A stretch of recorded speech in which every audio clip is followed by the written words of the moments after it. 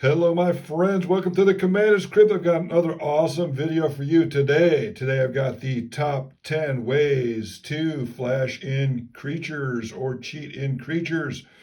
Hey, if you're in the New Orleans area, go check out Go for Games. There is their website and there is their phone number. They're always super fantastic to me. So, without further ado, we will get into it. Honorable mention, we've got Tally, Primal Storm, and Vivectus Asmati the Dire. These guys are they're badasses, very awesome commanders. I have a Vivectus Asmati deck that I will show the channel here, but yeah, this will be the honorable mentions. If you have a way of putting anything on the top of your library, these guys will get that put into play, cheated into play very nicely. So there you go. Number 10, Natural Order. Sacrifice a green creature, search your library for a green creature card and put it into play. This was always fun. The famous Natural Order, Birds of Paradise, Progenitus combo. You would play Birds of Paradise first turn, second turn, first turn. Then you would sacrifice it like third turn and drop Progenitus in third turn. Very, very awesome combo. Next is Defense of the Heart. That's number 9. It's an enchantment at the beginning of your upkeep, and if an opponent controls 3 or more creatures, sacrifice Defense of the Heart. Search your library for up to 2 creature cards, put those cards onto the battlefield, then shuffle. Defense of the Heart and Natural Order are very fantastic because they not only allow you to cheat creatures in, but tutor for them as well. As you're going to see, the rest of the cards that we have here on the list actually are able to cheat in creatures repeatedly.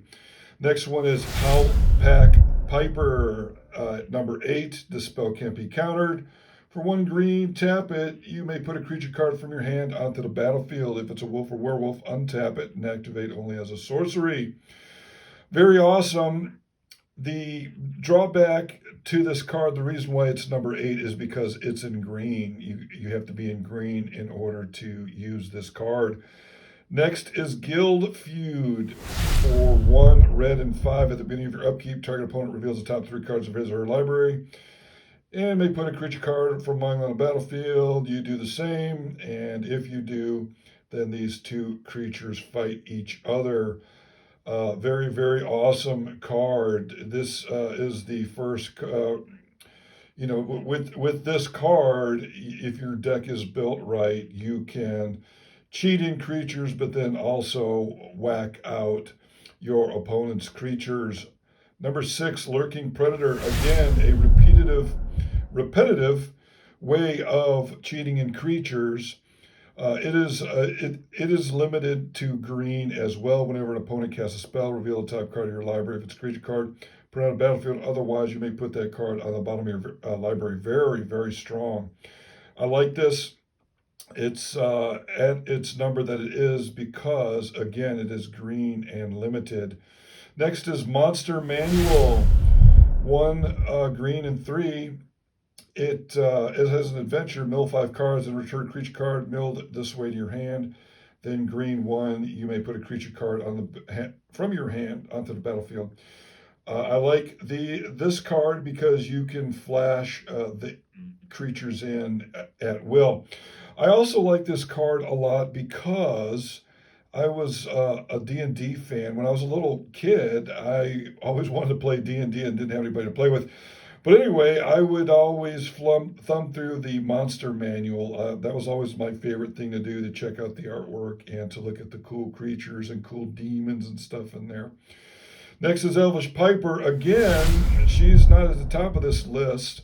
I was thinking about putting her at the top of the list because for 1 green, you can flash a creature into the battlefield. And if you have a way of untapping her every turn, that means you could basically dump your whole hand.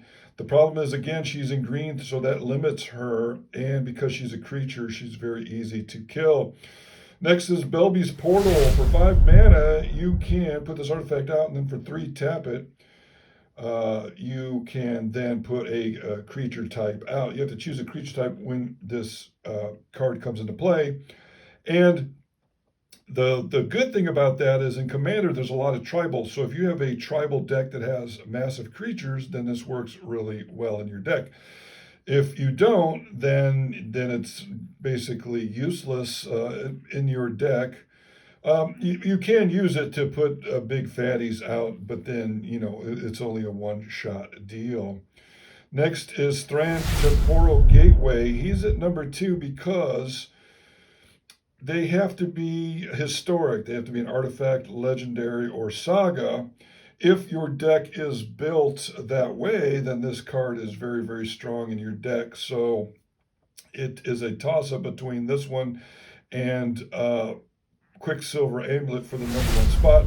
Quicksilver Amulet is number 1 in my humble opinion because it goes in any deck and flashes creatures into play immediately. So there you go. Let me know how you feel about my list. Did I get it right? Did I get it wrong? And we will see you on the next Commander's Crypt New Orleans. I also wanted to give a shout out to my buddy Chris Barbary. He is a very good friend of the channel. So Chris Barbary, thanks for watching. Thanks for being a friend of the channel. We will see you on the next Commander's Crypt New Orleans.